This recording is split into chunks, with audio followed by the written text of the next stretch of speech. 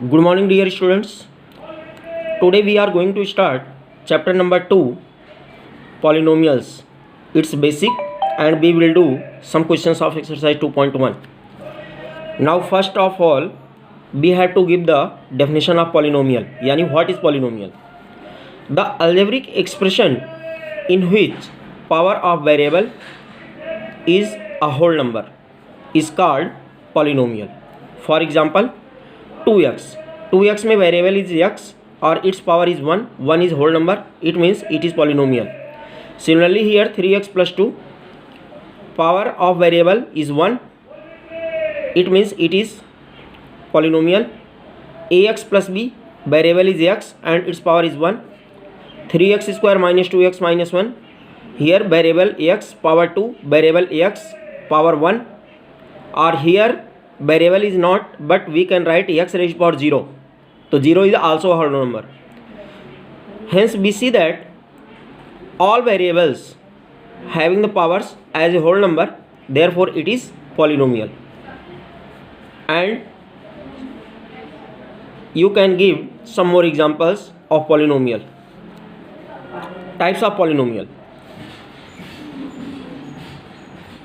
We can divide it by two ways. First, on the basis of number of terms, and second on the basis of its degree. तो what is degree? Degree क्या है? Maximum power of the variable. Maximum power of the variable in the given polynomial is known as degree. Degree की definition यहाँ पे है. You can see here degree.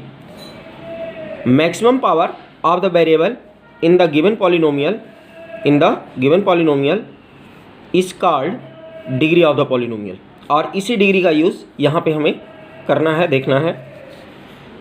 तो on the basis of number of terms these are some polynomials.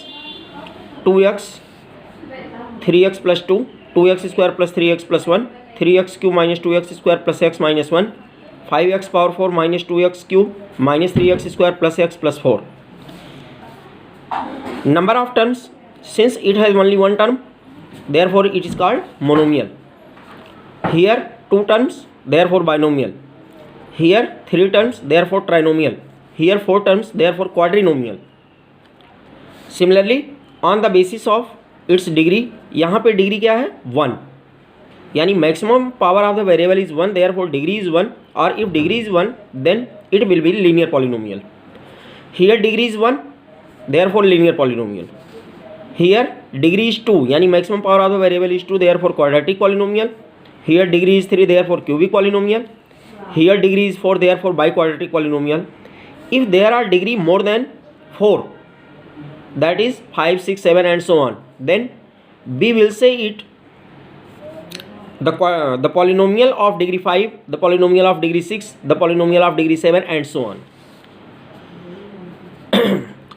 और इधर भी if there are more than 4 terms, then on the basis of number of terms we can say that the polynomial having 5 terms, having 6 terms and so on. Now the definition of coefficients. What is coefficient? The multiplied part of the given number is known as coefficient of the given number. Suppose that ये आपके पास एक algebraic expression है और in this algebraic expression or polynomial you have to find the coefficient of x². तो here we see that coefficient of x², यानी x² को देखना है हमें. तो x² का मल्टीप्लाइड पार्ट क्या है? क्योंकि we have to find the coefficient of x², तो x² के साथ मल्टीप्लाइड पार्ट है +2, यानी मल्टीप्लाई किया गया नंबर +2 है. It means the coefficient of x² in this polynomial is +2. अब अगर कोफिशिएंट ऑफ x पूछता है तो it will B -3.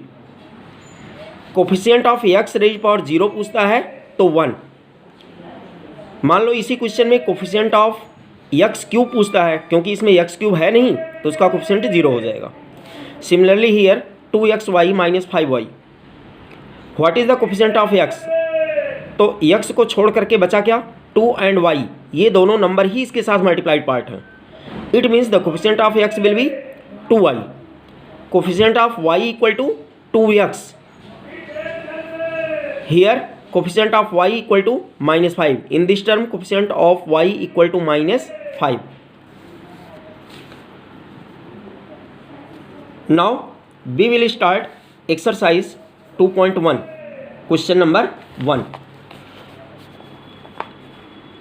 Exercise 2.1 question number 1. Which of the following expressions are polynomials in one variable and which are not? यानी कौन से polynomial in one variable हैं और कौन से नहीं हैं. State reasons for your answer. Answer के साथ में जो है अपना रीजन भी लिखना है.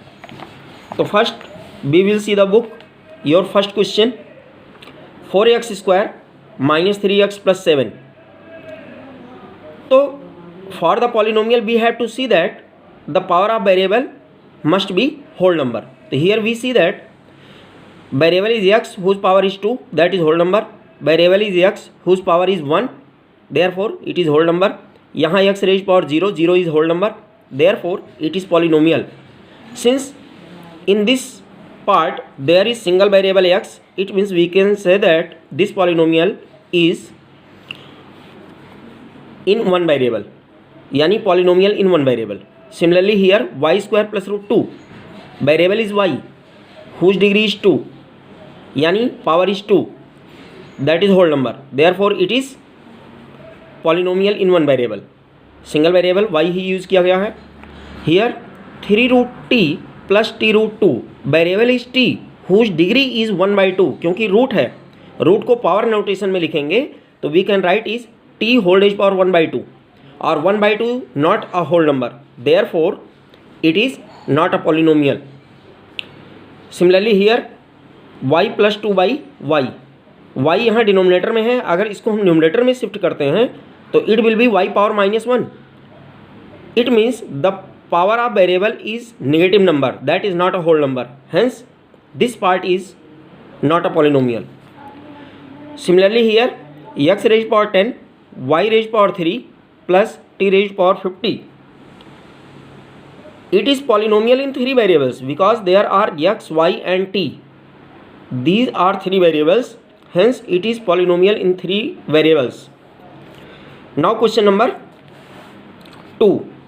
Write the coefficients of x² in each of the following. Coefficient of x². तो x² कहाँ है? There are three terms in this question. Second term is x². तो coefficient of x² इसके साथ कोई मल्टीप्लाइड पार्ट नहीं है, तो that will be 1, यानी +1. तो the coefficient of x² in this part is +1. Here coefficient of x² is -1, क्योंकि x² के साथ -1 मल्टीप्लाई माना जा सकता है यहाँ पे. Similarly here coefficient of x² is π/2.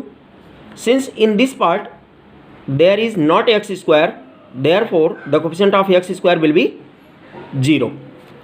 Now you can complete question number 1 and 2 of this exercise in your fair register. Thank you and have a nice day.